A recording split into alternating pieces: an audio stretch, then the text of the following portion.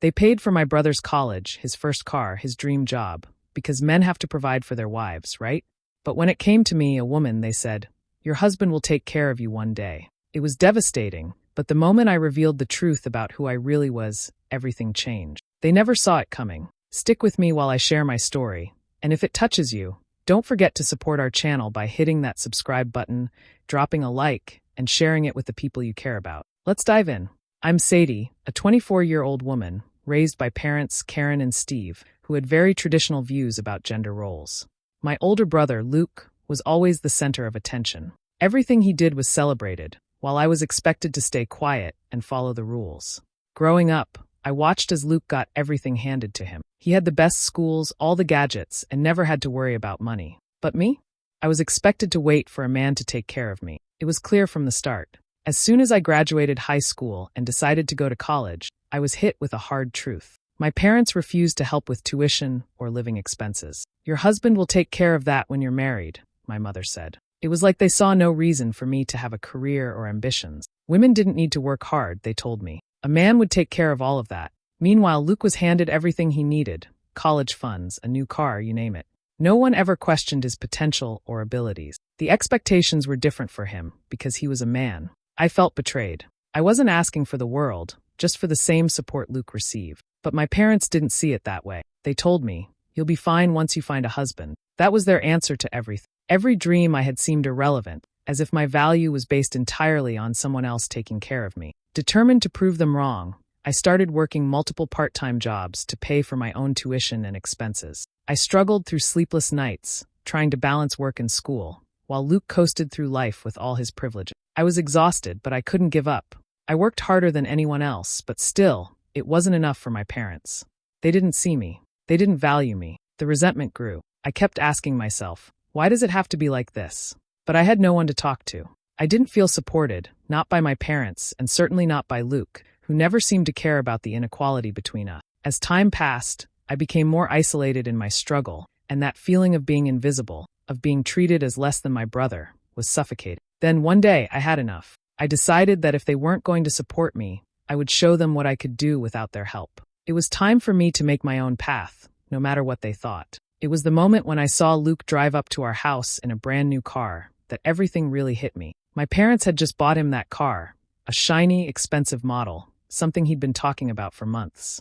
I was standing at the window, looking at him as he leaned against it, grinning ear to ear. He was already making plans for road trips, bragging about how he'd finally be able to go anywhere he wanted without having to ask for a ride. I couldn't stop staring at it. I hadn't even been able to afford a decent used car, let alone something brand new. I had to rely on public transportation to get around, taking buses, waiting in the rain for the next train, juggling my class schedule and work hours just to make sure I could get from point A to point B. The thought of a car, my own car, felt like a distant dream that wasn't even worth pursuing anymore. But it wasn't just the car. It was everything that led up to this moment, the constant, never-ending comparisons. Luke was always the one who mattered. He was the one with the future, the one with the potential. And it wasn't just that he was their son. He had this golden child status, one that I could never touch. For my parents, it seemed like Luke's success was guaranteed, no matter what. And for me, I had to fight for every inch, but it wasn't just about money. It was about how they viewed me and how they viewed my future. I couldn't help but wonder if they even saw me as capable, or if I was just a placeholder until I found someone to marry, someone to take care of me. What was the point of all my hard work if they were just going to dismiss me as a woman who didn't need to worry about her career? I started questioning everything, especially the loyalty my parents had shown me all these years. Why wasn't I worth the same investment as? Was it because I wasn't a man? That night, I stayed up late, thinking about it all. I felt this deep sense of betrayal.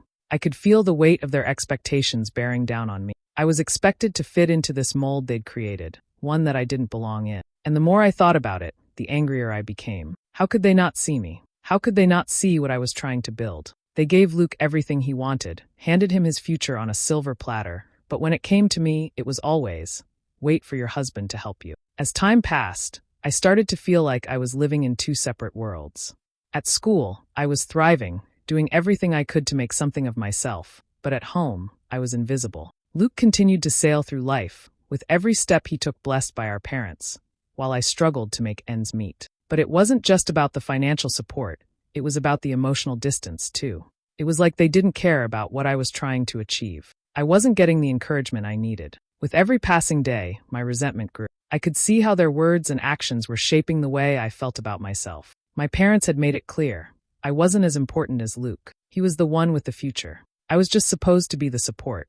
And yet, I was working harder than anyone I knew, holding down 2 jobs, juggling endless responsibilities, and trying to get ahead while they continued to treat me as if I would be fine just waiting for a man to come save me. I wanted to shout at them. I wanted to scream, to make them see me. But instead, I just kept pushing forward, burying my feelings deeper, hoping one day they would see my worth. The frustration was overwhelming. It felt like no matter how hard I worked, I'd always be stuck in the shadow of my brother's success. It had been a long, exhausting week. Between back-to-back shifts at the cafe, late-night study sessions, and the relentless grind of trying to make a future for myself, I was running on empty. I had barely slept, barely eaten, and the emotional weight of everything was starting to wear on me. By Friday night, I could feel the frustration building inside me. I wanted to scream, to tell someone how I felt, but there was no one. My family seemed oblivious, and even my friends couldn't understand the depth of what I was going through. That's when Kayla called. She was my best friend, the one person who always had my back. She knew the struggles I was facing with my parents, and while she couldn't fully understand the pain of being treated as less than, she could see the toll it was taking on me. Kayla had always been the kind of person who spoke her mind, never afraid to confront what needed to be said. And that night, she did just that. "You need to talk to them, Sadie," she said, her voice calm but firm. "You can't keep burying all this inside. Tell them what you need, what you really want. It's time to be honest with them, even if it scares you. It's your life, and you deserve to live it the way you want." Her words cut through the exhaustion like a wake-up call. I'd been so focused on surviving, on just getting by, that I'd forgotten to live for myself. Maybe Kayla was right. Maybe it was time to stop hiding parts of myself, to stop letting my parents dictate my worth based on their outdated beliefs. Maybe it was time to take control. The idea terrified me. Opening up to them meant facing their judgment head-on, especially with the way they'd always seen me. First as the daughter who didn't matter, and second as the daughter who was supposed to wait for a man to guide her. But I couldn't keep pretending anymore. Not to them, not to myself. The next evening, I sat in the living room with my parents. Luke was out with friends, leaving the house eerily quiet. It felt like the perfect moment, though I knew nothing would feel perfect. My heart pounded in my chest, and my hands were clammy, but I knew what I had to do. "Mom, Dad, there's something I need to tell you," I started, trying to keep my voice steady. "It's something I've been holding inside for a while, and it's been tearing me apart." They both looked up from their respective tasks, Mom from folding laundry, Dad from reading the newspaper. They seemed a bit distracted, but that only made me feel more alone. I took a deep breath. "I'm not interested in getting married to a man. I like women." The words tumbled out of me, faster than I had intended. It felt like I had just thrown a grenade into the room, and now I was waiting for the explosion. There was a long silence. My mother, Karen, froze. Her eyes widened, and she slowly set the clothes down in her lap. She didn't speak, just stared at me, her lips slightly parted, as if she were trying to find the right words but couldn't. Dad, Steve, on the other hand, was the first to react. He cleared his throat awkwardly, his eyes darting around, not sure where to land. That's just a phase, Sadie. You'll settle down with a man eventually. It's just a stage," he said, trying to brush it off like it was nothing. His words hit me like a slap. It wasn't just his dismissal of my feelings, it was the way he tried to reduce it to something temporary, something that could be fixed.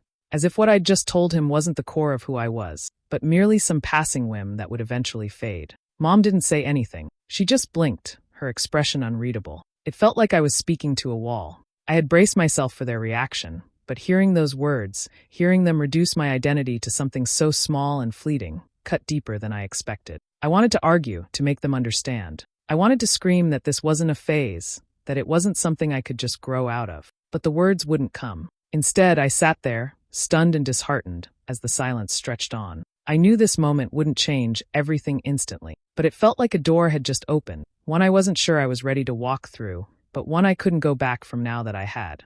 The days after my confession felt like I was walking through a fog. At first, I couldn't even tell if my parents were processing what I'd said, or if they were just pretending it never happened. But the change in their behavior was impossible to ignore. Mom and Dad began treating me differently. It wasn't overt. There were no shouting matches or dramatic confrontations. Instead, it was this quiet, subtle shift. The warmth was gone. My mother's once friendly smile had turned into a tight-lipped, neutral expression whenever she looked at Dad, who had always been distant, now seemed even colder, more withdrawn. The casual conversations we used to have disappeared, replaced by awkward silences or curt remarks.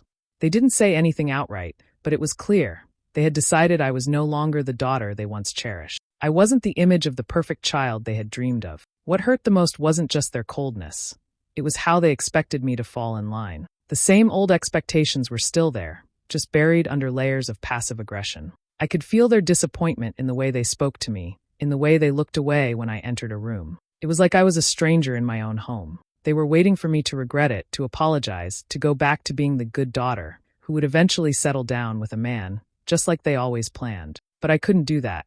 I couldn't pretend anymore. And then there was Luke. Luke, the golden child, the one who could do no wrong. He'd always been the family's pride and joy, but now he seemed to be in full support of their traditional view. He wasn't just distant, he was now actively hostile toward me. He'd make little comments, casual jabs, that seemed harmless to anyone else but cut right through me. "You know, Sadie, I just don't get it," he said one evening as we sat down for dinner. "You're always talking about your future, but you're making it so much harder on yourself. If you just," he paused, glancing at our parents before continuing, "if you just got over this phase and focused on what really matters, you could actually have a life." It was a slap in the face.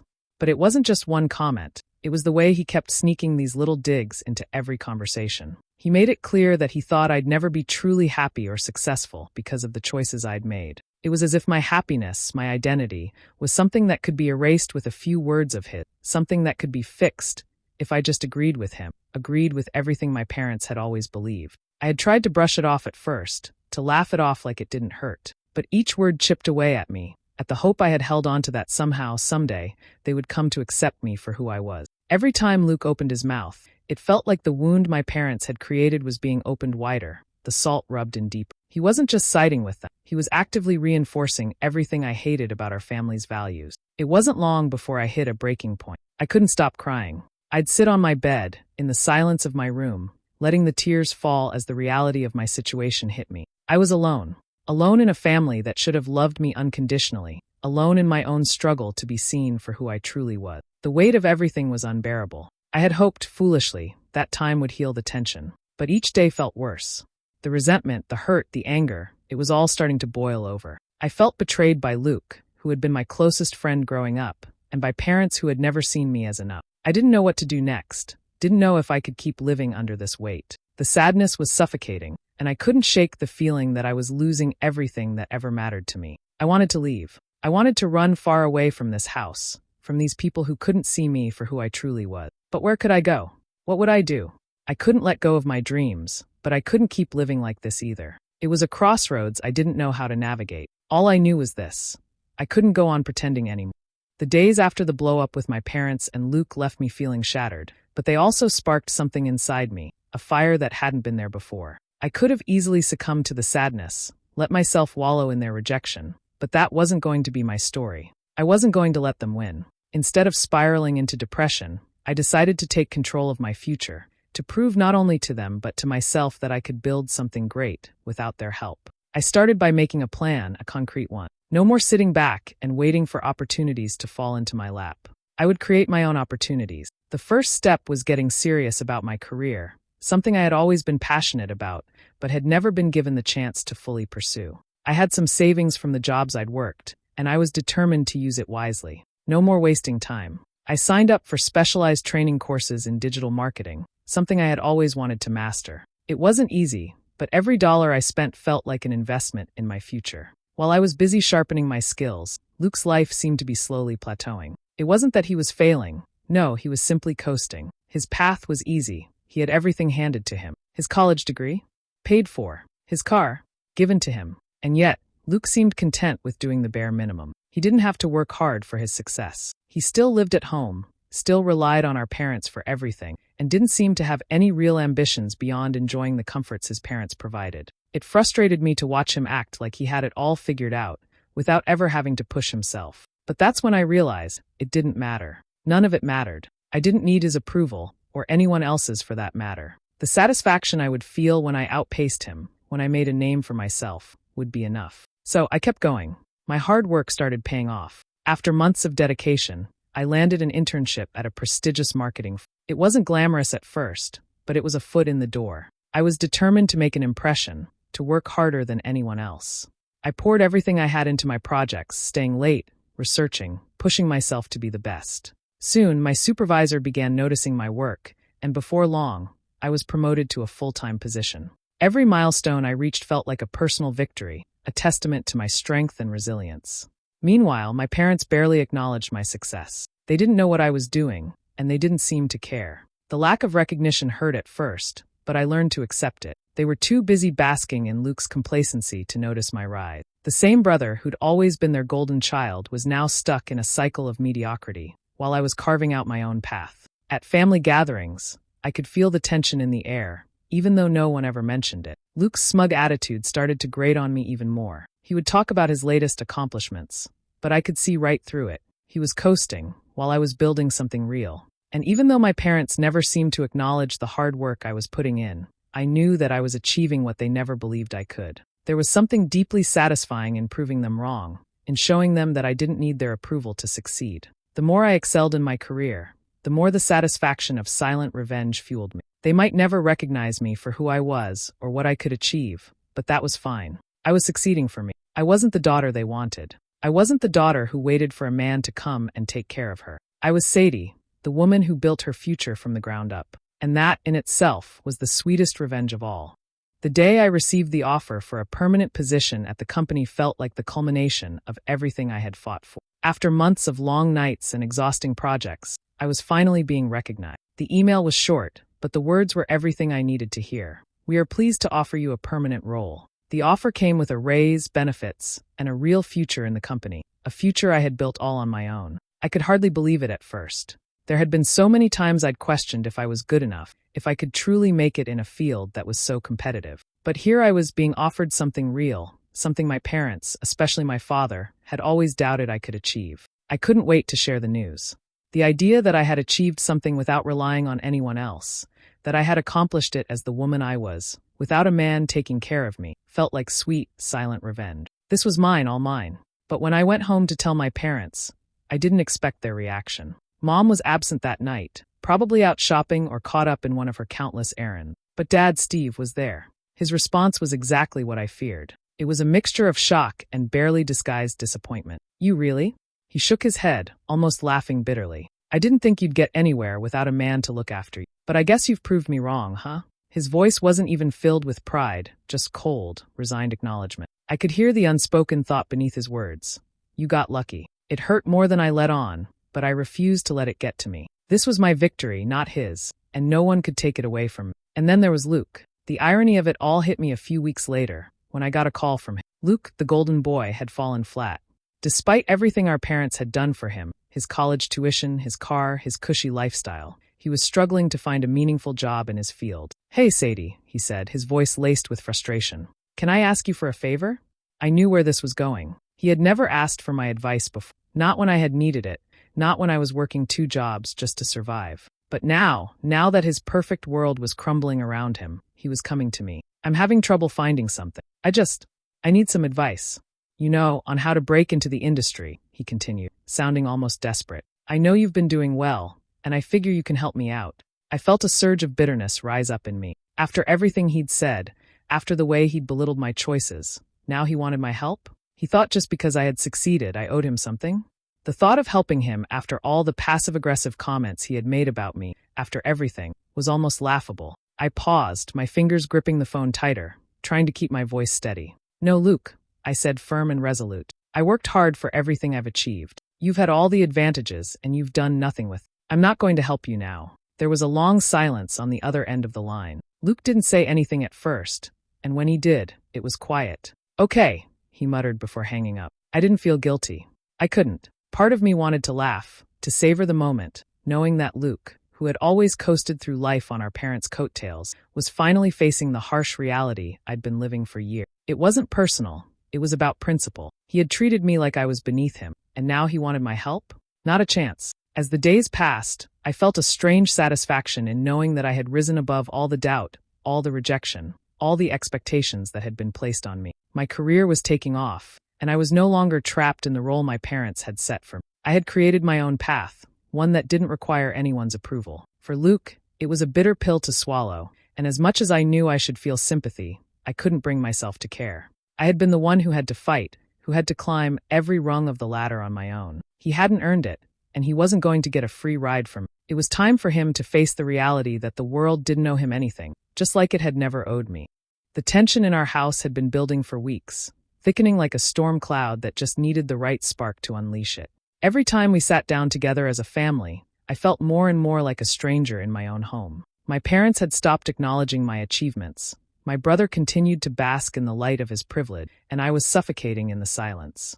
It wasn't just about the lack of recognition anymore. It was about the way they had always treated me like I was less than. It all came to a head one evening after a family dinner. We were gathered around the table, as usual, Mom and Dad, Luke, and me. Luke was his usual self, bragging about his latest accomplishment, which amounted to little more than a weekend trip to a golf course that our parents had paid for. Mom and Dad smiled at him, beaming with pride, while I sat there, quietly simmering. I had been holding my feelings in for too long, trying to stay composed, trying to live up to their expectations. But tonight, I couldn't keep quiet any longer. I stood up abruptly, my chair scraping against the hardwood floor as the room fell into a stunned silence. I didn't care that it was awkward or that they might be embarrassed.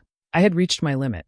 I can't keep pretending anymore, I said, my voice shaking but firm. You've always treated me like I'm invisible. You've always acted like Luke was the only one who mattered, like his life and his success were the only things that counted. Well, I've had enough of it. My words hung in the air, and for a moment, I almost regretted speaking them out loud. But there was no turning back now. You always told me that a man would take care of me, that I didn't need to work so hard for anything because I'd just settle down and have a husband do it for me. But you never saw me as capable of taking care of myself, did you? The words stung, but I pushed forward, refusing to let the tears that were threatening to spill cloud my thoughts. I've worked harder than you'll ever know, doing everything on my own, without anyone's help, without anyone's support. But no matter what I achieved, I was never enough, never good enough for you. Luke shifted in his chair, clearly uncomfortable. His face hardened as I went on. And all while you treated Luke like he was the golden boy, the perfect son. You gave him everything, his education, his car, his life, and he didn't have to lift a finger. And yet, here I am, busting my ass every day to prove to you that I'm worthy, and you never even notice. My eyes were locked on their faces, especially Luke's.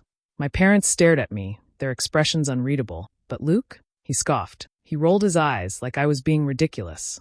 I had expected it, but that didn't make it hurt any less. You're just bitter, Sadie, Luke said, his tone dripping with disdain. No one's treated you that badly. You're just looking for attention because you think your life should be handed to you like it was handed to me. Maybe if you weren't so focused on being different, things would be better for you. His words stung more than I let on. He didn't get it.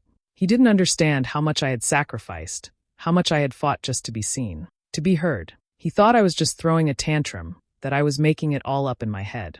I'm not bitter, Luke. I'm just tired of being invisible, I said, my voice steady but breaking with emotion. I've spent my whole life being told that I wasn't enough. I was never the perfect daughter you wanted. But I've become the person I am today in spite of everything you've thrown at me. I've built my life on my own, without you, without anyone. For a long moment, there was silence. Luke crossed his arms over his chest and gave me a look that said it all. He thought I was overreacting. Mom and Dad stayed quiet, avoiding my gaze. Then finally my father spoke, his voice flat.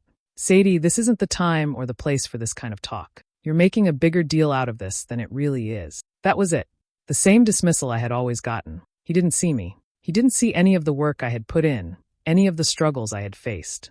It wasn't about me being the perfect daughter. It was about me being me, and that wasn't enough for them. But as I stood there, I felt something inside me shift. I wasn't looking for validation from them anymore. I wasn't asking for their approval. I'm done, Dad, I said, turning toward the door. Done asking for something I'll never get. If you want to keep pretending I don't matter, that's on you. But I'm done. With that, I walked out of the room, leaving behind the family who had never really seen me at all. The months that followed that fateful family dinner were filled with a mixture of anger, sadness, and a fierce sense of liberation. For so long, I had tried to mold myself into the daughter my parents wanted, the one they could be proud of. But as I walked out of their house that night, something inside me clicked. I wasn't going to waste another second trying to earn their approval. I was done. I didn't waste time feeling sorry for myself. I packed up what little I had left at home, withdrew the money I'd saved, and found an apartment. It was a small place, but it was mine, and it was all I needed. For the first time in years, I felt like I was finally in control of my life. I wasn't living in the shadow of my parents' expectations anymore, and the relief was palpable. In the months that followed, I poured myself into my work even more. I took on more projects at the company, growing my career steadily. Each achievement was a reminder that I didn't need anyone's approval to be successful. I was building something real, something that I had earned every step of the way. And then there was Emmy. Emmy was a colleague I'd met through work, and our friendship had quickly turned into something more. She was the kind of woman I had always dreamed of being with, strong, intelligent, and kind. With Emmy, I felt understood in a way I never had with anyone else. She supported me without ever trying to change me, and slowly, we built a life together. I had never felt more loved, more seen. We moved in together, and as I watched our future unfold, I realized that this was the family I had always longed for, not one defined by tradition and obligation, but one built on love and mutual respect. As I settled into this new chapter of my life, I tried not to think about my parents. I had cut ties with them for my own peace of mind. But then one day, I received a message from my mom. It was brief, just a simple text, but it was enough to make my heart race. "We heard about your promotion. Congratulations." The words didn't feel like the victory I thought they would. There was no apology, no acknowledgement of the pain they had caused me. They had heard about my success from family members or mutual acquaintances. They knew I was doing well, but their pride still held them back from offering anything resembling an apology. Instead, it was just a hollow congratulations. A few weeks later, my dad called. He left a voicemail, sounding strangely distant. "Sadie, I hear things are going well for you. I just wanted to say, good for you. Hope you're happy." That was it. No mention of the past, no recognition of how badly they had treated me. It wasn't the apology I had hoped for, not even close. I thought about calling back, about confronting them again, about forcing them to see how deeply their actions had hurt me. But as I sat with those thoughts, I realized something important. Their pride was their prison, and no matter how much I wanted them to admit their mistakes, I couldn't change them. I couldn't make them see me the way I deserved to be seen. Instead, I focused on the life I had built for myself, the one I had created, not with their help, but in spite of them. I had found my happiness, my career, and my love. It wasn't perfect, but it was mine. I let the voicemail sit on my phone for a few more days, then deleted it. It was time to move forward, to fully embrace the life I had chosen, without any ties to the past. My parents might never understand the magnitude of their mistakes. They might never apologize, but I had learned to stop waiting for their approval. I had learned to forgive them, not for them, but for me, so I could finally live my life without the weight of their expectations holding me back. With Emmy by my side, with my career on track, and with the newfound freedom to be who I truly was, I realized that I didn't need their approval anymore. I had found my own path, and it was the one I was always meant to walk. The invitation came unexpectedly. A formal card slipped under my apartment door one morning. It was for a family gathering, some sort of celebration, a milestone that my parents wanted to mark. The polite words on the card felt like a mockery to me. It had been months since I'd cut ties with them, and now they were extending an olive branch, expecting me to show up and act like everything was normal. The truth was, I had no intention of attending. I'd created a life for myself without their approval, without their interference, and I had no need to go back to that toxic space. But as the days passed, I couldn't shake the feeling that I needed closure. I needed to face them one last time, not to beg for their love or to try and fix things, but to show them that I didn't need them, that I was stronger than they ever believed I could be. When the day of the event arrived, I debated whether or not to go, but I couldn't deny the curiosity that lingered in my chest. I wanted to see if anything had changed in the way they saw me, even if I knew deep down that it probably hadn't. The moment I walked into the event, I could feel the tension. My parents stood on opposite sides of the room, like pillars of their old beliefs. They glanced at me with guarded eyes, waiting for me to make the first move. It was clear they expected me to fall back into my old role, the obedient daughter who would apologize and let them pretend nothing had ever happened. But I wasn't that girl anymore. I was different now, and I wasn't about to play their game. I walked up to them, keeping my head high, and instead of offering any sort of apology or seeking reconciliation, I spoke with the calm confidence that had come from years of standing on my... "I want to thank you," I began, and their faces stiffened, clearly caught off guard. "Thank you for teaching me that I don't need you. You made it clear that I could never meet your expectations, and that's fine. It taught me everything I needed to know about myself." Their silence was deafening. My mother's face flushed with an unreadable emotion, but she didn't speak. My father's eyes were narrow, but he didn't say anything either. I wasn't going to wait for them to apologize. I wasn't going to wait for them to admit that they had been wrong. I wasn't interested in their empty words. "I've built my own life," I continued, my voice steady. "I'm proud of the person I've become, and of the life I've created. I don't need anyone's approval to know that I've done well. I've worked for everything I have, and that's something you'll never understand." The weight of those words hung in the air, and for a moment, I could feel the sting of their unspoken judgment. But it didn't bother me anymore. They could think whatever they wanted. I had proven to myself that I didn't need them, and that was all that mattered. As I spoke, I noticed Luke standing off to the side, his face flushed with frustration. The difference in the way we had been treated was undeniable. While I had been cut off, made to feel like I wasn't enough, Luke had always been their golden child, showered with support and resources. But now, I could see the cracks in that image. Luke wasn't the perfect son anymore. The smugness that had once defined him had faded, replaced by something darker. His eyes flicked between me and our parents, and for the first time, I saw the envy that had been simmering just beneath the surface. His mouth was set in a tight line, his posture rigid. He was uncomfortable, visibly so. For the first time in a long while, the family dynamic was shifting, and it wasn't the way he expected. "You really think you've done better than all of us?" Luke finally said, his voice biting with resentment. The question was less about me and more about him. "You think your life is better than ours?" I met his gaze with a calmness I hadn't felt before. "I don't need to compare, Luke. I've built something of my own. I don't need anyone's validation, least of all yours." He looked away, his hands clenched at his sides. The bitterness in his voice was more than just frustration, it was fear. Fear of being left behind, of watching me, the sister he once dismissed as nothing, surpass everything he had been handed. I could see it now. The envy in his eyes wasn't just about the past, it was about the present and the future. He was afraid of losing his place in the family, afraid of how my success had begun to expose the cracks in the life he had been given on a silver platter. He had always been the one to receive help, the one who was spoon-fed opportunities. But now, with me standing here, proud of my independence, that sense of entitlement he had clung to for so long was slipping away. The evening ended quietly, with no real resolution. My parents never apologized, and Luke never found the words to express what he was really feeling. But I left the event with a sense of peace. I had finally made my point, and they had no choice but to see me for who I truly was. I wasn't their failure or their second best. I was Sadie, and I had created a life they never thought I could. That was my victory.